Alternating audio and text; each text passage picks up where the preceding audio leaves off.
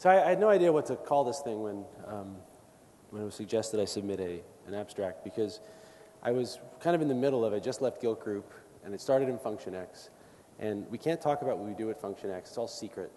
I'm interviewing people under NDA, right? So I was like, what title could I put out there that I could just write the talk to at the time when I figure out where we are? So here we are. When business models attack, I'm going to talk about great audio here. Two experiences, one experience that I had and one that I'm having with companies whose business model is such that it drives surges of traffic as just part of the natural thing of being in the business. It's been fun. I've learned a lot, and I think in the next year I'm going to learn a lot more. So we'll talk about two companies, Gilt Group and FunctionX, and what my experience was at Gilt and what it is now and what I expect it to be at FunctionX. I want to thank Theo and everybody from OmniTI for such a great conference. This has become one of my favorite conferences throughout the year, so I hope I can come back next year too. I'm the CTO of a company called FunctionX. We're hiring. This is going to be a theme throughout, so you should just quit your job and come do stuff for FunctionX. I've been a commercial developer for a while, a long time actually, and an open source practitioner and advocate for about half of that, mainly in and around the Apache communities, but have done some few things outside of it. I want to introduce something into the Surge sort of society, if you will. Something I want to call Matsudira's conjecture. It says that whenever someone uses bullet points in a presentation, a kitten dies. And I'm doing this because I have to apologize in advance. You're going to get a lot of bullet points. Okay? Just want to set this up early. I received some feedback that this was not a good idea, but all right. So Gilt Group, we'll talk about that first. It's a company where every day is Black Friday. If you're familiar with Black Friday, it's the shopping day after Thanksgiving, right? Where we all go out and well, not all of us, but many of us, Americans certainly, go out and shop very heavily after eating turkey the day before. What Gilt Group is, it's a luxury flash sale e-commerce site.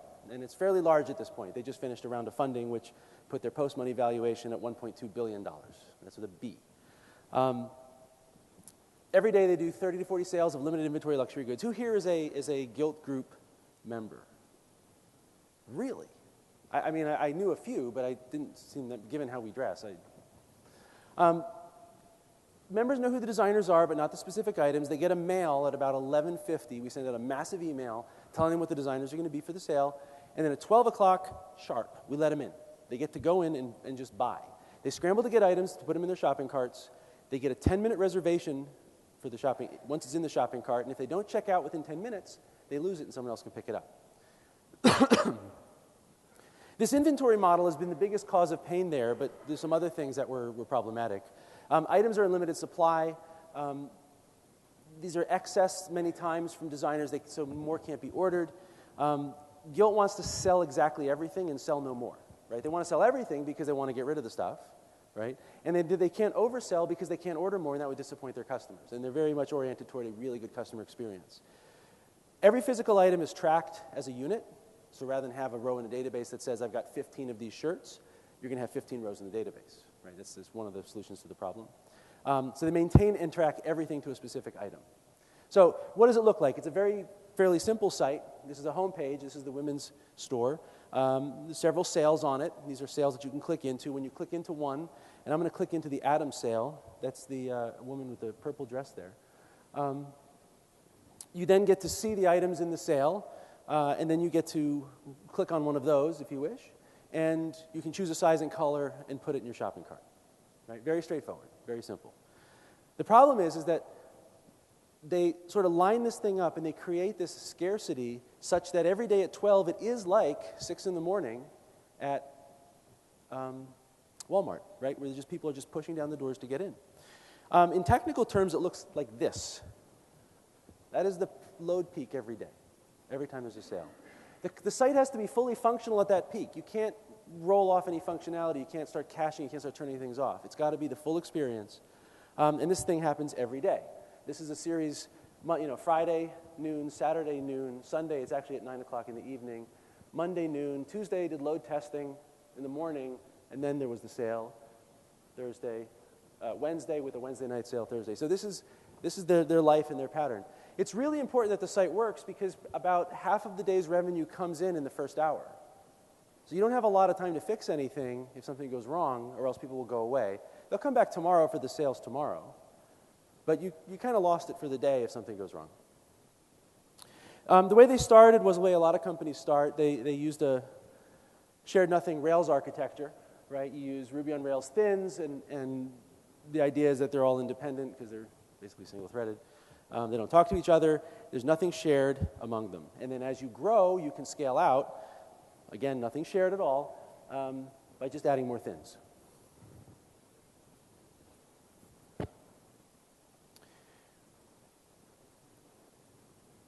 As an e-commerce site, you want to grow, and a little e-commerce site, you want to grow up. And who do you want to be when you want to grow up? You want to be Amazon, right? That's the big daddy of e-commerce. So what we used to do is track as basically a fraction of Amazon in dollars per hour at our peak. I mean, obviously, Amazon has sales continuously. And it's kind of fun to measure. Up there is half an Amazon is the red line. And then the company was measuring its sales volume at peak in kind of a fun way, of a nice metric. And something happened one day, right? Something really exciting went on sale. Really exciting. That. Does anybody know what that is besides you? It's a shoe. Good. Good. Good. I mean, if we didn't get that far, yeah, it's a shoe. Very good. It's a Christian Louboutin shoe. It's a very fine women's shoe. Men's if you want to and can fit. But it brought such excitement and such activity to the site that the site sort of peaked with a couple, 15, 20 seconds, maybe a minute, and then it went down. And this is a real problem. And it actually became a problem for the business because the business side pulled back, and they said, we're not running any big sales. We're not going to create the excitement around something that's really highly coveted by our members and then disappoint them by not being able to sell it to them. So, of course, we had to figure out what was wrong. And it was a little unclear at first because we had a scale nothing, shared nothing architecture. It was a big database problem, obviously. Sorry? The question? Okay. You can ask questions during the middle. It would be great. Everything went through the database. When you logged in, you went to the database. When the pages were being generated from the database, right? You hit Rails, Rails will go find out what the sales are, render the page. Inventory, in order to make sure that you don't oversell those units, right? They're using, unique index on the shopping cart table to make sure that the unit ID was unique. Great, right? Solve the problem, but when you have lots of people converging, you have a lot of contention in the database. Rails, at least back then, was single-threaded.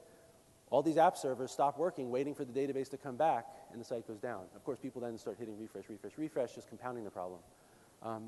So we had a lot of work to do to dig ourselves out of this mess. We looked at the three main parts of the system that we really worried about the most: the login and registration process, the front-end page generation, and the transactional shopping flow. And we started with the transactional shopping flow because we saw that biggest heat problem was the inventory management when you're trying to add to cart. If you think about the activity funnel of what happens when you go shopping, there's these millions of pages views per hour being generated with a very fast ramp up. It's kind of straightforward to do. There's a lot of high volume transactions, registration, login, waitlist, which they're not sort of globally transactional, right? You can sort of partition and shard your way out of this problem fairly easily.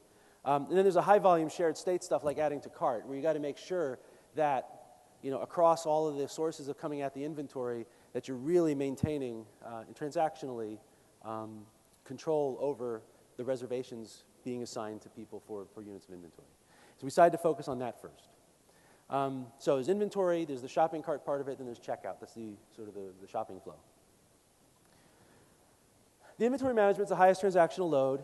You have to make sure that a product only has one reservation at any given time. They use our relational features like the unique index to enforce that, and that was the cause of a lot of the problems. Any solution we had to come up with had to be fast and durable, right? Because this is the state of our inventory. What we came up with was something that really spread the risk across multiple machines. It was entirely memory-based. Certainly the relational is still the source of record for existence of inventory. But the state of inventory, whether it's in someone's cart, whether it's not, whether it's in an order, whether it's somebody in checkout, is all managed by the new inventory service, which was just kept in memory. There was no reason to do anything else. There is durability. There's a right-behind log of sort of reservations, but this is only used in case of going down and having to recover. Used very fine-grained concurrency. The transactional operations locked at the SKU level, which is effectively sort of this color and this size of whatever it is, right? So that was fine enough that we're all battling for the same size, whatever shoe in black. We're going to all sort of block on each other trying to get to the stuff, but all other inventory is unaffected. And this solution worked really well. Written in Java, we partitioned our inventory into 4 partitions, although you could have done it as wide as you wanted to. Running a single JVM, the inventory was kept in RAM in object structures. And it's all JSON over HTTP, and it would take requests that either came from internal systems, like when warehousing brought stuff in, you would tell this thing, new units for this type, or from the browser when people are trying to put stuff in their cart. And then there was this right-behind log, which would put an internal memory queue, the changes, and just that would then be written to, it was H2, the database, where it was actually persisted to disk transactionally. There was a window of failure. We could have lost information if we went down, but it was really a decision of, is it worth trying to solve that problem or not? And we decided not, and we've never really had a problem since. And what this did, it took all the inventory requests and just sort of vectored them away from the Rails and database and put it off to this clusters, right? So this is like the first thing we did. It solved a lot of the problems of inventory management, and that gave the database a little bit of breathing room, right? We then decided to focus on the shopping cart and checkout, which were actually very similar problems. We wanted a system that had high availability. We wanted to be able to shoot machines or lose machines. We were enjoyant at the time, and every now and then one went away, right? Just like anywhere else in the universe, like at Amazon or in your own colo. We had 2 slightly different requirements. For shopping cart, there's a higher transaction activity, or transactional activity in churn. That's people getting stuff into carts. Order processing a little slower, because you might do multiple cart operations per order. Not everybody went to order state after shopping. We wanted the order processing to be more durable, right? Because, if I lose your shopping cart, this is bad. It's no fun for you, and I'm going to hear about it. If I lose orders, I'm going to have to go talk to the CEO or maybe find a new boss. So we wanted a system that could allow us to tune, and obviously, we went with distributed KV store. At that time, Amazon's Dynamo approach we thought was the way to go, and we chose Project Voldemort. Anybody's familiar with Voldemort? All right. When I was writing these, I had this thought: how come we don't talk about Voldemort, right? It's like React, Redis, but no Voldemort. Now, Voldemort works. It works really well. We deployed it to production. I mean, at the end of the story is we deployed it to production, it just ran, right? No problems. You'd lose a node, you bring a node back, it just works. I just don't understand why no one talks about it. It's, big use at LinkedIn. Anyway, it's a distributed key value store designed for availability, right? It's the paper about Dynamo. Has everybody read that paper? Yeah, okay. It's a really good paper. It's really accessible and talks a lot about how a lot of basic ideas in distributed systems were sort of brought together for a working solution. It does what you'd expect. Decentralizes no master. There's consistent hashing, versioning, and then pluggable persistence. React has the same properties. It does geo, replication, all sorts of things. It's storage and serialization agnostic. You can plug them both in. You have your choices. This is a really important thing for us, and we'll talk about it in a sec. But we really wanted to focus on a storage system that was just something that would, require no operational maintenance or very minimum, and one that would fail gracefully. Because failing gracefully and sort of giving you an early warning that you're going to have a problem is really important, right? Or was to me.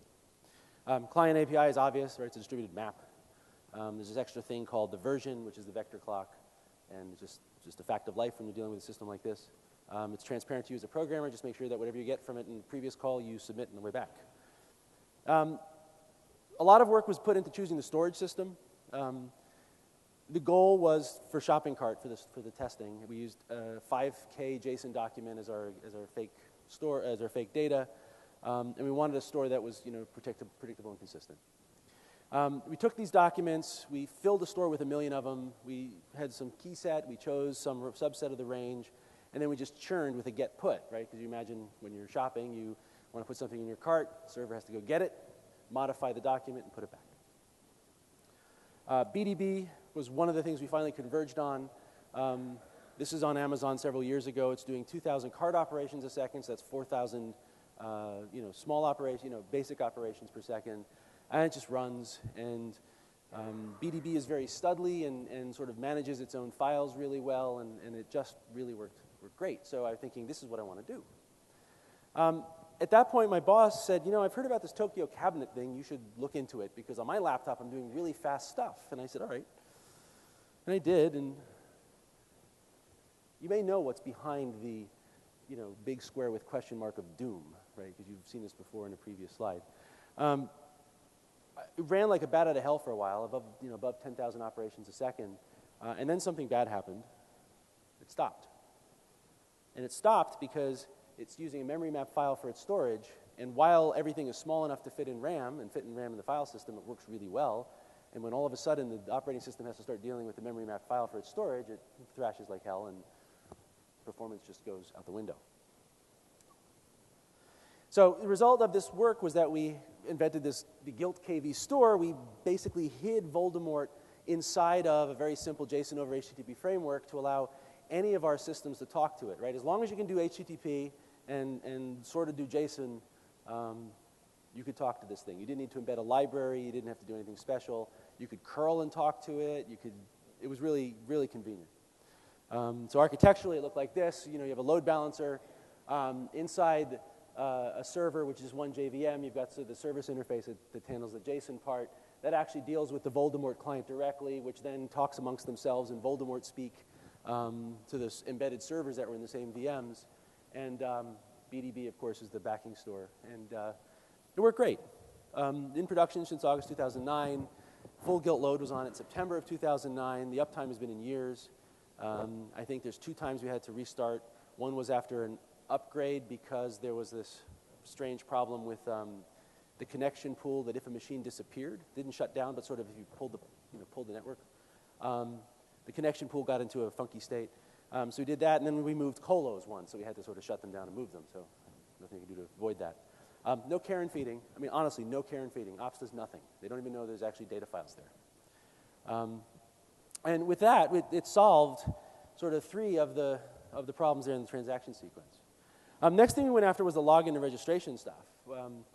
We had this sort of urban myth within the organization that we lived in fear of Oprah, right? That we were very afraid that at some point somebody would go on Oprah and talk about Gilt and becoming a member, and all of a sudden you'd have millions of people showing up and registering at the same time. Our primary user store is, like everything else when you start with, let Rails do your application to start, is in the relational, which I think is where it should be. At least you'd have it in there at some point. But we really wanted to isolate the relational from the shock loads of Oprah's team coming. And then we wanted to have some sort of high-performance service that could answer questions about authorization. Here's a name and password. Is this person, can they log in? And then user profile information all in there we saw this service architecture coming and knew that as we wanted to personalize the site, we're going to need some source of information about each person on a sort of very high-performance, real-time basis. So the system we came up with, again, was building on the basic Rails architecture that we started with. And you'd have the browser would come to a registration server, over the web. And that registration server would maybe check to figure out if you're already a member. But if not, it would queue up in Amazon SQS your registration information. This to sort of act as a sort of a loose coupling between the input and the relational. How many people have used SQS? Right? How many of you are going to continue to use it? Really? Okay. Well, now, it is reliable. We found that every message gets delivered. It was just when was the question.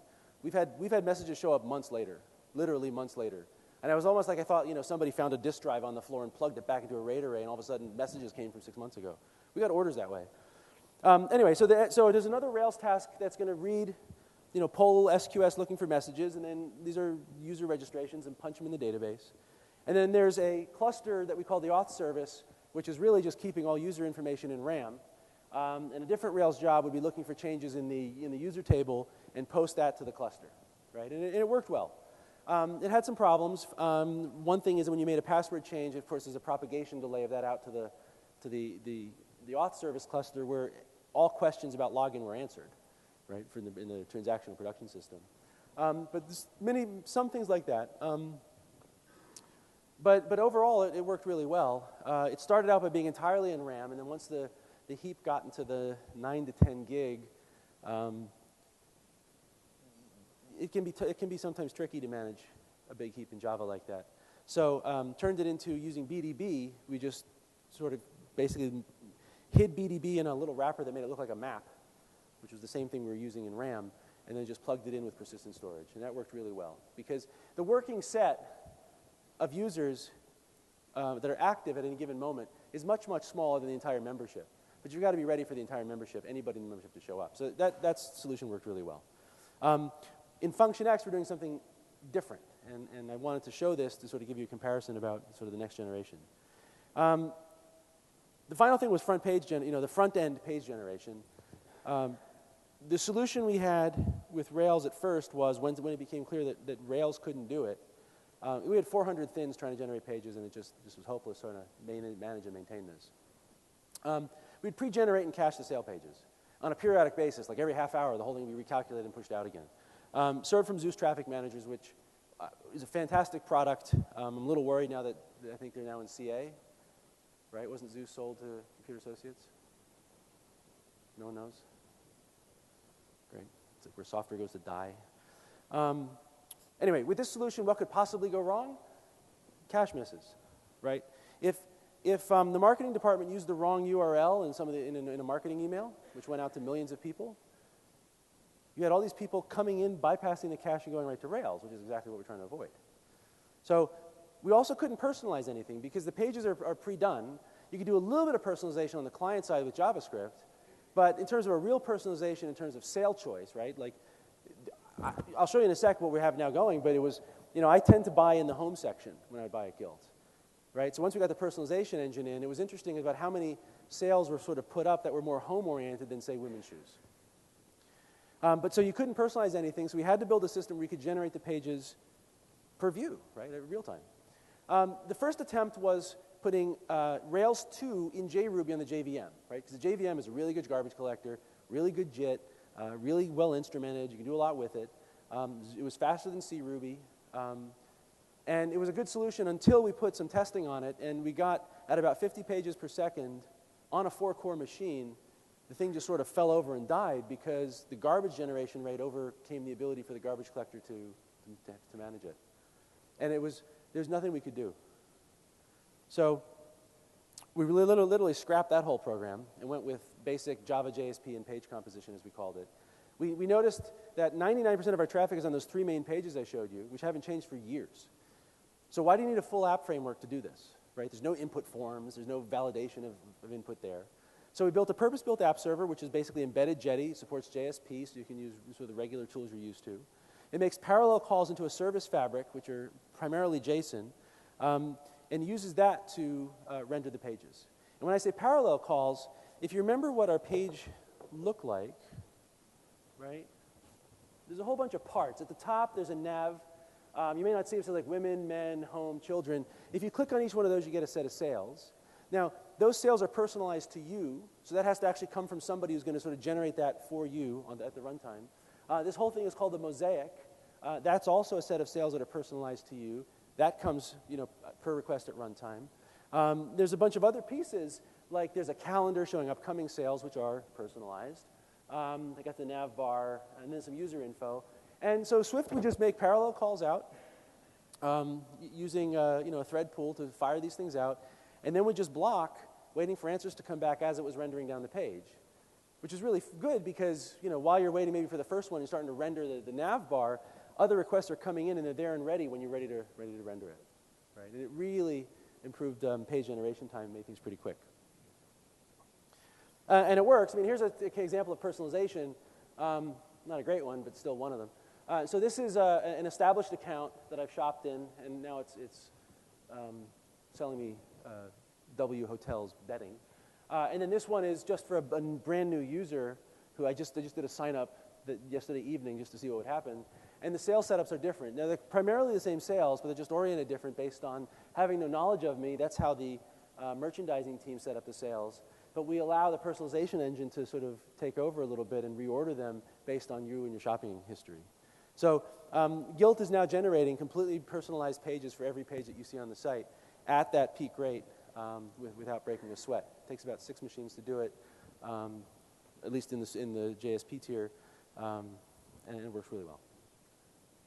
So we did, over the course of about a year and a half, 2 years, go from this, which is a fairly stock approach to Rails-based application server, to a much more complicated architecture, which I'm not going to go through all the details, but there's still the relational. You've got the KV stores. You've got a set of services. PageGen is a big service because that's a lot what Swift talks to. And a lot of this stuff was just a good evolution into a fairly robust, observable, maintainable system. So I learned a lot at Gilt. Rails started well, but couldn't keep up with the success of the business. And we really found ourselves in a deep hole, went after each hotspot one by one. Learn things like understanding your problems. Never, ever let anything go by that you can't explain, right? Cosmic rays do not have that much of an effect on your microprocessor as much as you wish they would, right? It's usually something you did or somebody that works with you or for you, but go figure out what happened. Try to tailor your solution to the need. Don't bend your architecture, right? If your architecture really solves your business problem, don't say, well, I can use Microsoft SQL Server as a queue. No, go get a queue.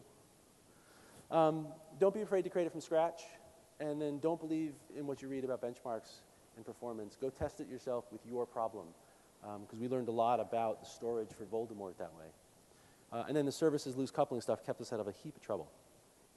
Okay, so FunctionX is the new company. So I left Gilt in May. This is my boss.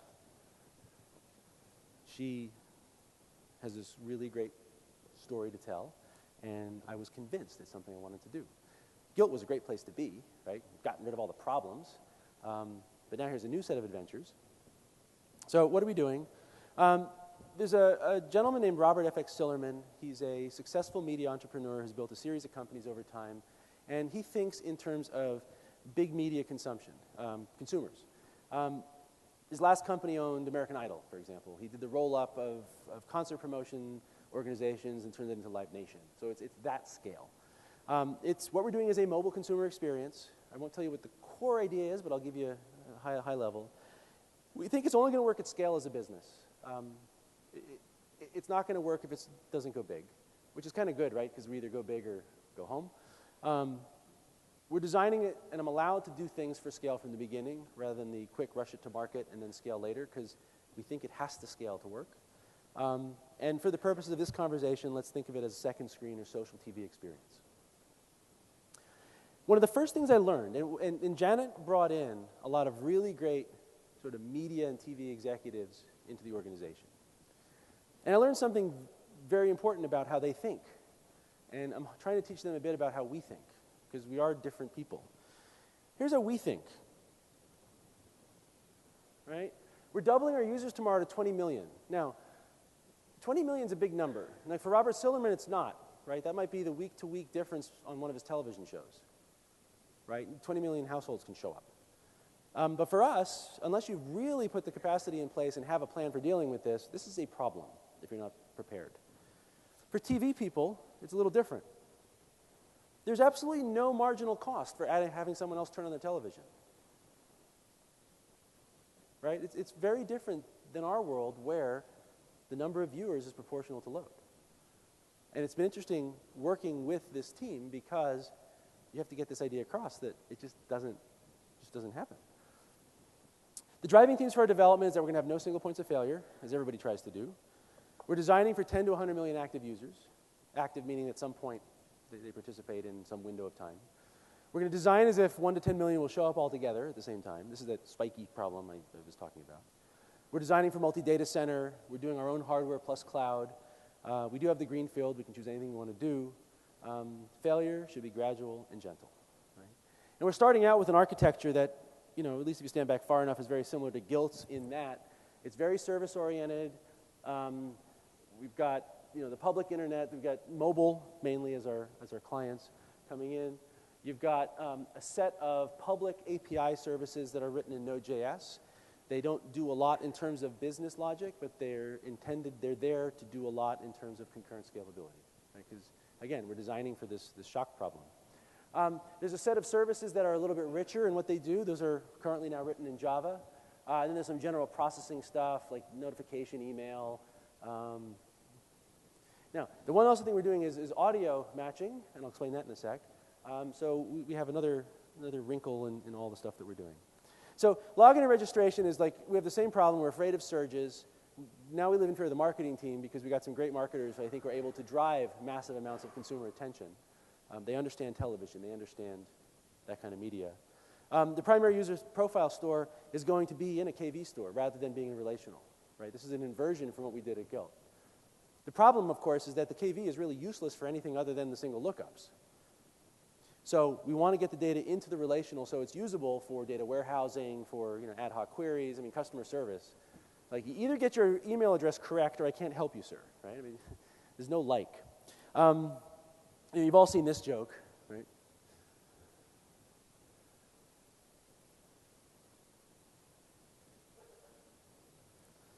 It's true. So this is what we did at Gilt. This is what we're doing at Function X, where primary flow is into React cluster, and then there's something happens in there, which I'll tell you about in a sec. We actually, on every update, basically keep a pointer to the update in a separate bucket, and then there's a process that we call the janitor, because Theo and I had a long debate about whether we'll ever have a sweeper in our system, and the way we avoid calling this a sweeper is renaming it, and that would put into the relational. And the way this works, it's a fairly, I think, novel approach. On each update, a commit hook places, in React, a commit hook places a link to the changed or new data in a separate bucket. I call it changes. The janitor just gets the key stream from that bucket, pulls it until it gets the keys, have some keys available, gets the key stream, and then just updates the relationship, the relational database with that data, and then deletes the key. It's transactional because you will have the update bucket updated on your initial change into React, so your data, you don't have a two-phase commit problem. It's reasonably fast to get into the relational database, 70 milliseconds, which is really good. I think Brian's here.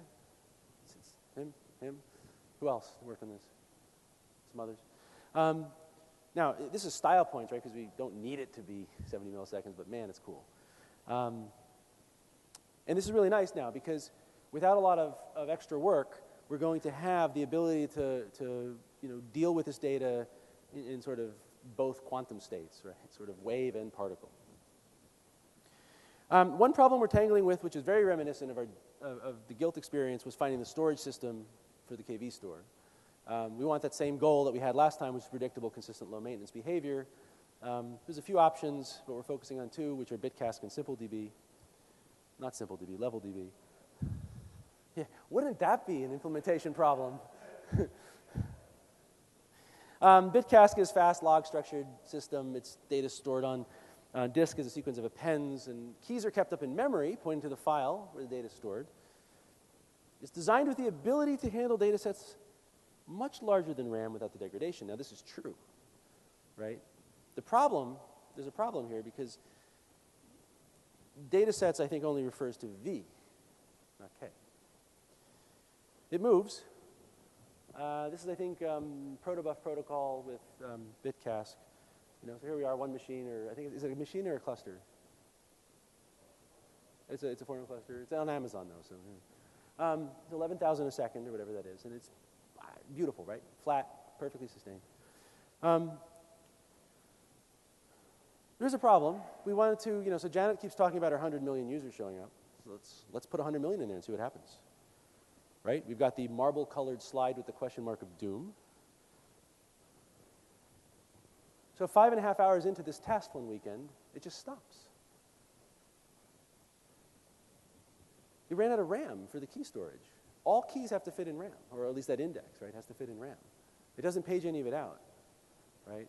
And it doesn't give you much warning that you're going to about to have a problem. You're going to have to operationally monitor this, right? So we thought this is bad, because if we do get a surge, or you get some idiot punching fake users into us, or whatever host of problems happen in the real world, we were worried that we wouldn't have time to fix this by adding another node. We would just go down hard. So I started looking at LevelDB. This comes from Google. Theo talked about it this morning. Other people probably did too. It's good. We are not quite sure what's going on with it. We're still tuning with it. This is testing with HTTP, right? This is the graph I showed you before, protobuf and bitcask. Now it's protobuf with LevelDB. It just fell off again. We think it has to do with file descriptors. We really don't know. I'm sure it'll get solved, but this is another example of us really putting the work in up front to make sure we understand our configuration and how it's going to behave under the kind of loads that we expect we're going to get. The final disaster that I can talk about and what I'm working on is the business is predicated on knowing what TV program you're watching, right? We have built into the app the concept of a check-in. Now, you probably have seen this with, if you know it with Shazam or Into Now or SoundHound, right? You just audio identification with mobile. You have the app running and you point at the TV and it listens for a while. And then it processes the audio into some kind of representation, whatever that is, whatever your algorithm is, and you send it to the server where you've pre-ingested this information and match. And then you say, all right, you're watching American Idol or whatever you're watching. Seems straightforward. So what are the problems? First of all, it's a race. Because for live television broadcasts, for anything that happens in prime time, there's no way to get it ahead of time, really. I mean, some you can if you have a really good relationship with a network, but not all of them. We're going to do 200 channels in the US. So you've got the cable source or a satellite source. Satellite source, of course, gives you a little bit of propagation delay, which is not good. That either come down to both our ingestion system in a colo somewhere that takes the 200 cable channels and processes them in real time for fingerprints, and then sends them off to the fingerprint storage XServe arrays. And at the same time, the same signal is coming through out the TV with the audio out of your TV.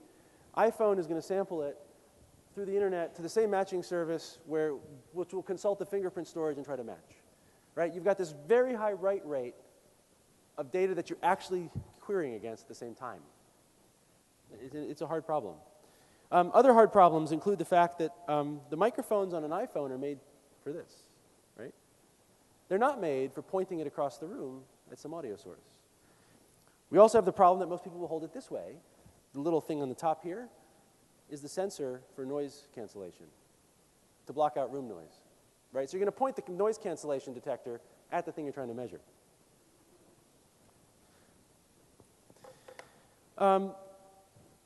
There's also another, so what does an iPhone sense, right? So here's looking at a spectrogram, which is time on the bottom, frequency going up, and then you can see how much signal is in each bucket.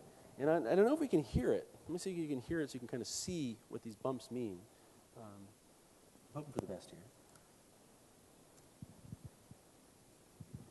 Here we go. This time you will definitely not be laughing. Look, boys. Okay. If you think that I know where it's from. Now what happens, that's the pure original signal. Now here, I don't know if we're going to be able to hear it, but here's what an iPhone hears when you're 9 feet away, which is about the distance between you and your TV, if you've got a reasonably sized TV. 9 feet away, this is what an iPhone is going to hear. Hope for the best. This time you will definitely not be laughing. Look, I'll play it again. this time you will definitely not be laughing. Okay, so the signal is way down. There is an awful lot of tinniness and reflection from the room. It was done in a square room. And the sonogram looks like this. That's 5 feet. There's 9 feet. Right? So what you've got to do is find some algorithm. That'll let you process this to get a fingerprint set. Fingerprint, they don't really have fingers. that you can compare them against the fingerprints that you generated from the top. Now, there's lots of active patent holders in this space, which makes the whole process that much more fun. We need to find an algorithm that's computationally cheap, because it's got to run on an iPhone, while you're doing some graphics, right? Because you've got to sort of show the person that it's listening somehow. It should be immune to noise and the crappy microphones and people scratching themselves and somebody cooking over there. And then we found one, and it's inspired by an open source project called EchoPrint. A friend of mine has a company called Echo Nest. They're working a lot in the music identification and music area. We've taken it and we're now evolving it, but it's solid. What it does, we look for onsets of energy in the time domain. You do the FFT into frequency buckets, and then what you do is at any given moment in time, where there was an onset of energy, you try to produce a spectral structure that represents the relationship of that moment in time with other moments in time, which is a kind of fingerprint, right? There's many ways to skin this cat. And here's what one looks like. So at frame, which is actually milliseconds, so 2.3 seconds into the piece, you've got in buckets 5, 6, and 7, and there's 0 through 7, because we have 8 buckets. They just represent frequency buckets, I think, starting at about 200 hertz up to 2,000. And these coefficients represent sort of relationship within the bands of this to other onsets.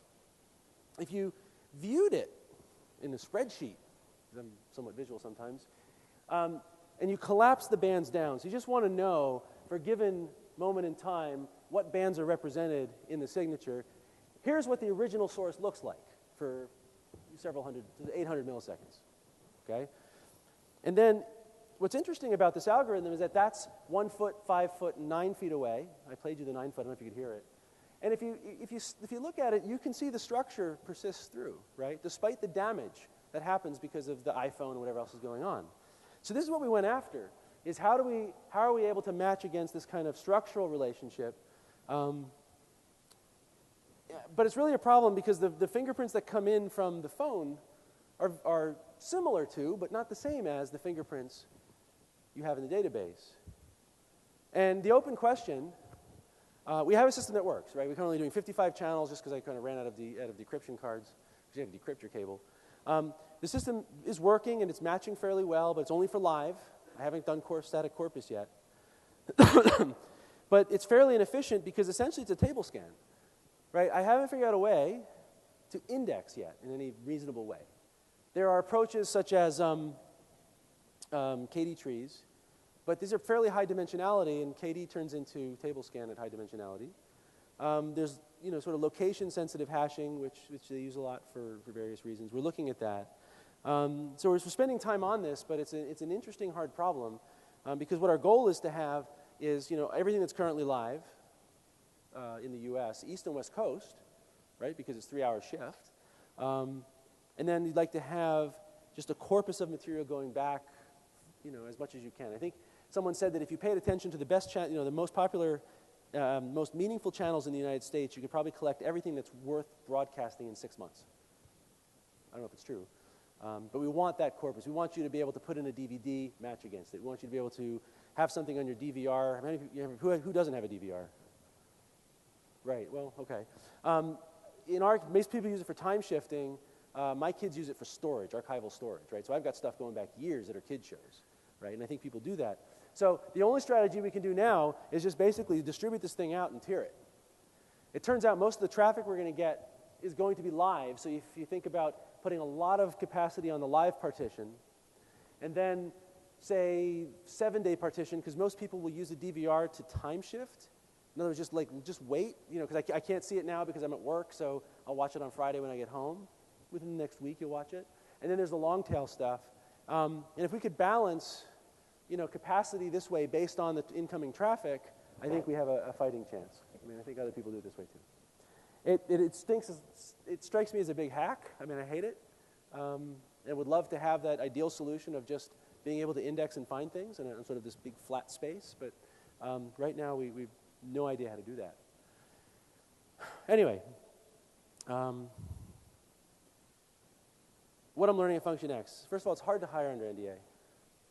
To tell somebody that, yep, we're using computers over the internet, would you like to join us? Doesn't work. Scale means different things to different people with different implications. So, when you're talking to somebody that's not a technical person and they use the word scale, figure out what it means. I understand what problem you're really trying to solve. I mean, certainly this audio one has been one that every time we lift up a rock, more things crawl out. It gets more interesting. Just how do you get how do you get the audio signals out of the video? Okay? How do you decrypt video in bulk? There are some people doing this that actually put up 200 cable boxes on a rack. And then, because they don't allow IR in really good colos, they have to go build a serial connectivity between all those boxes so they can switch the channels. Right? It's a crazy problem. And like what came from Gilt, you know, don't believe the benchmarks. Don't be afraid to create from scratch. You know, tailor your solution to need. And, you know, as my boss says, we're hiring. So thanks very much. If you have any questions, happy to have them. Not one? Not even about the shoe? Okay. Oh, boy. Incoming.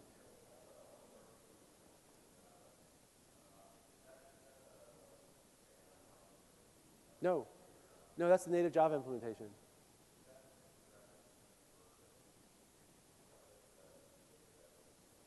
I didn't hear the question.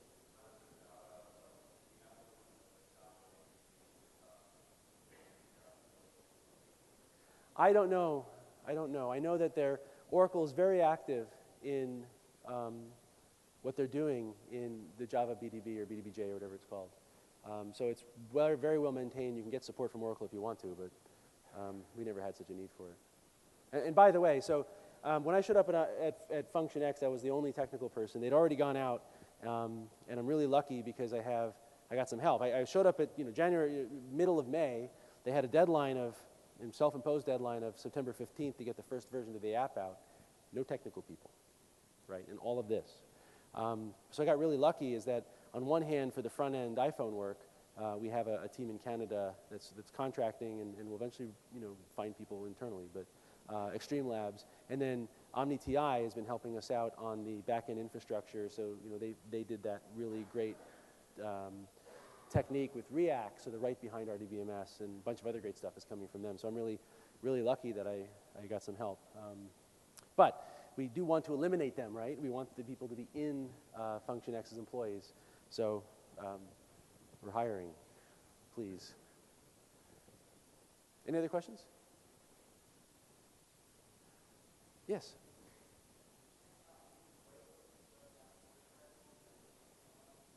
Yes. And, well, we have two R&D teams that are working on this in several dimensions, and wavelets are one of them. Right now we have no working results. But I know that people have been successful with that. There's been several papers. I read several from Google that did that exact same thing. But a lot of this has been giving the compressed timetable. I wanted to get something up as fast as possible such that the application could be developed, right? Because developing these mobile apps using PowerPoint, the stuff looks pretty, but until you get the thing in your hand and play with it. So I wanted to get an audio system up. A lot of the stuff we're doing on the front side, the ingestion, is independent of the fingerprinting scheme. So we are still looking at finding a better fingerprinting scheme that's really better suited for the real problem, which is the matching at scale. And we'll just drop that in if we find it. So, all right, thanks very much. Enjoy the rest of it.